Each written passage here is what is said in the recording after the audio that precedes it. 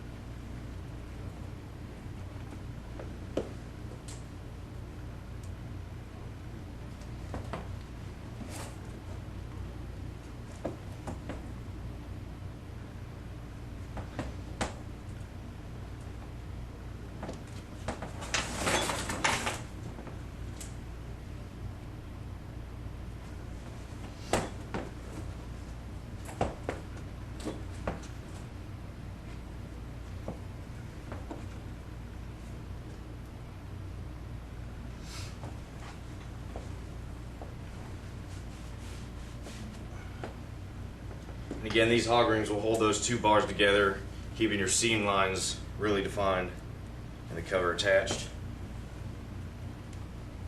There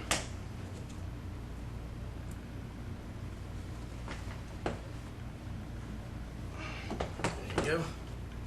That's all of them. Now what you want to do to fit this cover over the cushion is I start with the front, like toward the front of the vehicle right here, this cushion. Kind of put your hands on the inside of that cover. Just kind of fold it down front.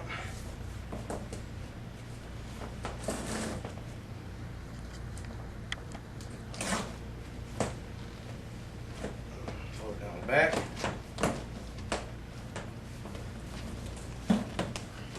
And you'll have a little bit of wiggle room with this cover as well, so kind of just, if it doesn't look like it's on there straight, you can just manipulate it. The leather will stretch and hold it down.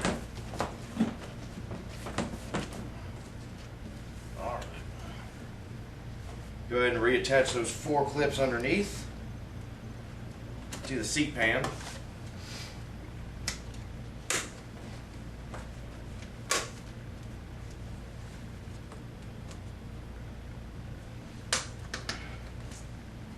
Once that's all done, now we'll go ahead and put the top back onto the bottom, reconnect those two. Alright, we've already went ahead and cleaned the existing leather on the top cover. For more instructions on how to do that, check out the video on how to clean your leather. You can find that by going to our website, theseatshop.com. Now it's time to connect the top back with the bottom. We start with your cable here, that lumbar cable that you popped off earlier. Go ahead and feed it through that hole.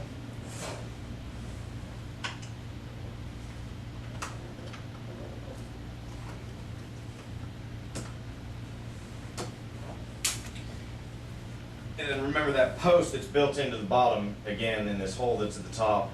You're just going to put that hole right back on that post, pop it in.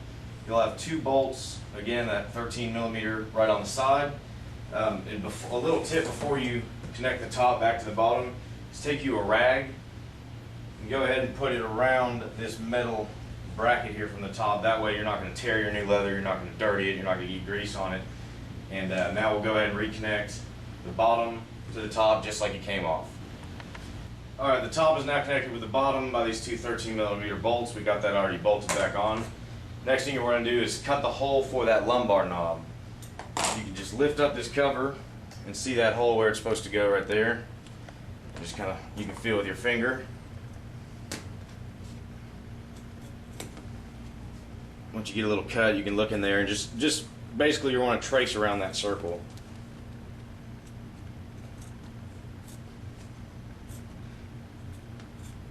Now if you do go a little bigger, it's not that big a deal because that plastic panel will cover all, not all, but maybe most of your mistakes. Kind of like a haircut, just start small and then see where you need to go. You can always take more off. Alright, now we get that hole cut, go ahead and reconnect the cable with that knob. And the way you're going to do that is just put that metal piece back in that hole, push down, you're going to hear it snap just like that. Take those two chrome screws and your Phillips.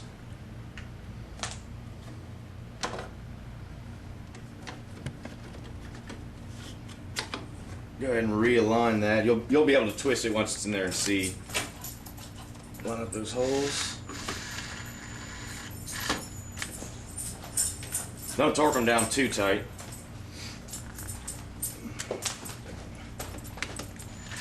Cut that a little bit.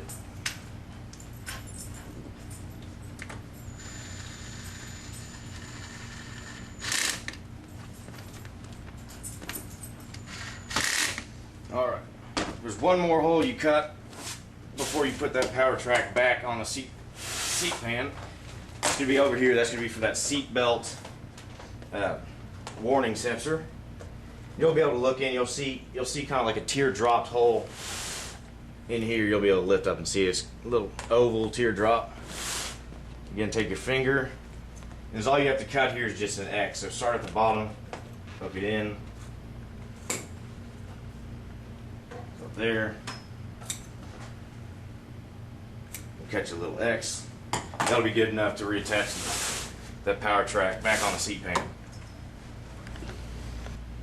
Now we're going to reattach this power track back on the seat pan. Go ahead and feed that sensor wire through that X you just cut in the side. Like that. Take your four 10mm bolts.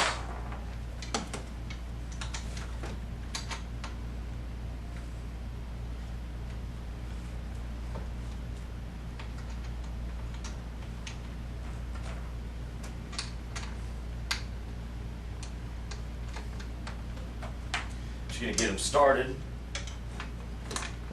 then I'll come back with that impact, drive them in.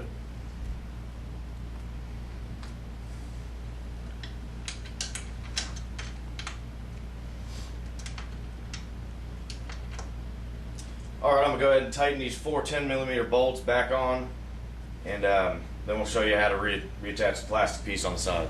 Alright, now putting that plastic panel back on the side.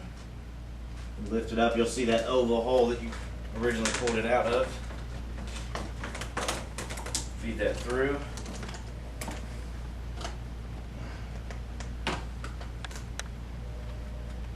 Put it back on here now.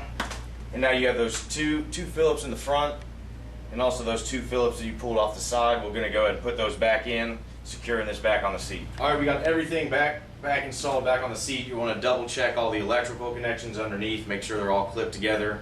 We're going to take this back out to the truck, re-bolt it in the same way it came out, reconnect that power from the floorboard to the seat, and you'll be on your way.